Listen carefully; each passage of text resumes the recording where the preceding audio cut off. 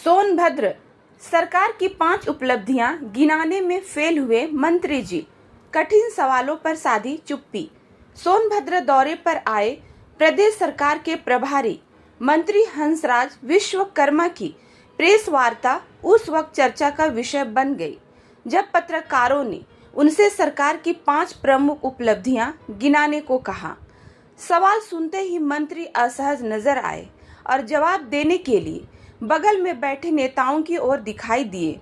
इतना ही नहीं, जिले में अवैध अस्पतालों में हो रही मौतों, लगातार घट रहे वन क्षेत्र और पावर प्रोजेक्ट के लिए होने वाले लाखों पेड़ों के कटान जैसे गंभीर मुद्दों पर भी मंत्री के जवाब सवालों के घेरे में रहे। सर्किट हाउस में आयोजित प्रेस वार्ता के दौरान कई मुद्दों पर पूछे गए सवालों से बचते नजर आए प्रभारी मंत्री। अभी देखिए भाई, मैं आया हूँ, अभी सर्वे कराऊंगा, देखूंगा कहाँ क्या कमी है, जहाँ सुविधा नहीं है वहाँ सब अधिकारियों से मिलकर, संगठन से मिलकर वहाँ सुविधा पहुँचाने का बात करने में कहा था प्रेस वार्ता में। अभी भी जिले में कई स्थान ऐसे जहाँ बिल्कुल नेटवर्क नहीं है। डिजिटल भारत कैसे बनेगा? अब उसके लिए आगे हम लोग उसकी जाँच कराकर आगे उसके लिए हम लोग कार्रवाई। मंत्री जी, पहले एनकाउंटर के सवाल उठाते थे, आज आपके ही पार्टी सहयोगी दल के जो नेता हैं संजय निषाद जी, उन्होंने भी एक फर्जी एनकाउंटर का आरोप लगाया है।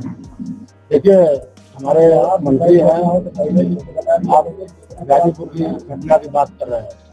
निश्चित तौर पर हमारे मंत्री हैं, उन्होंने मुख्यमंत्री से जांच की मांग किया है, लेकिन जिनका एनकाउंटर हुआ है वो आपराधिक किस्म के आदमी थे, उसकी जांच हो जाएगी। अगर गलत इनकाउंटर हुआ तो जो इनकाउंटर किए उनके खिलाफ होगी, नहीं होगा तो इनकाउंटर सही है।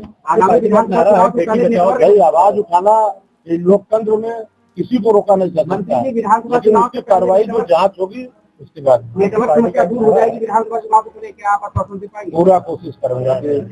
अभी भी पार्टी का एक नारा है, बेटी भाई, गारंटी नहीं किसी चीज की दी जाती है, जीवन का गारंटी नहीं है, तो किसी लिए हमारा प्रयास, हमारे प्रधानमंत्री का भी प्रयास है। 2047 भारत बनाने का उन्होंने प्रयास कर रहे हैं, विकासशील से विकसित भारत बनाने का उन्होंने प्रयास कर रहे हैं। प्रयास करेंगे, सफलता मिलेगी। प्रयास नहीं करेंगे, सफलता नहीं मिले। किसी चीज की गारंटी नहीं दी जाती। 10 साल में जीवन का गारंटी नहीं है तो ये काम की गारंटी कौन? मंत्री जी एक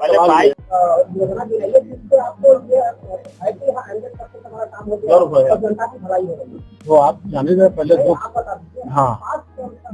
हाँ 5 दुग्ध में ले लीजिए, डिजिटल योजना ले लीजिए, यहाँ सोनभद्र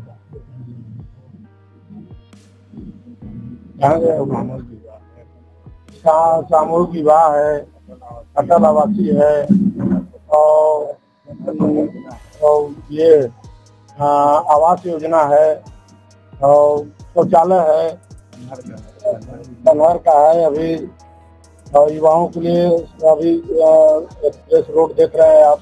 ये सब तो कई योजनाएं हैं, उसमें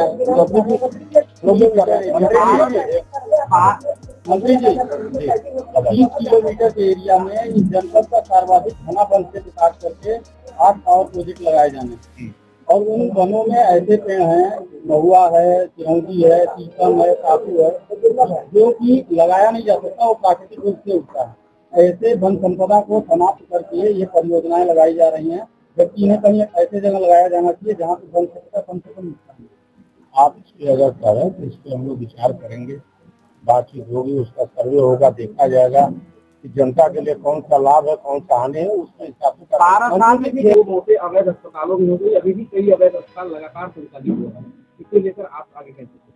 निश्चित तौर पर अगर अवैध अस्पताल के द्वारा, अवैध डॉक्टरों के द्वारा मौत होगी तो उसकी जांच कराकर उनके खिलाफ कार्रवाई। मौत होने का इंतजार क्यों होता है? मौत होने के बाद कार्रवाई होती है। देखिए, जब आदमी बीमार होता है तो हॉस्पिटल में जाता है तो इंतजार करने का है, तो ऐसे अस्पतालों को चिन्हित क्यों नहीं किया जाता और जिम्मेदारों को चिन्हित किया जा रहा है, चिन्हित किया जा रहा है। योजना के बारे में आप बात कर रहे थे, नल योजना आपकी वो सारी योजनाएं जो बहुत अच्छी है, लेकिन नल योजना सबसे खराब योजना है। आप नीचे की तरफ चले जाएंगे, वहाँ पे अगर जहाँ पानी पहुँच भी गया है तो महीने में 1 या 2 दिन पानी जाता है, फिर वहाँ दिखावा करने के लिए बार शिकायत के बावजूद भी उसके ऊपर कोई कार्रवाई नहीं होती। उस पर अब कार्रवाई होगी, 28 तक पूरा सेचुरेट हो जाएगा, चिंता मत करिए।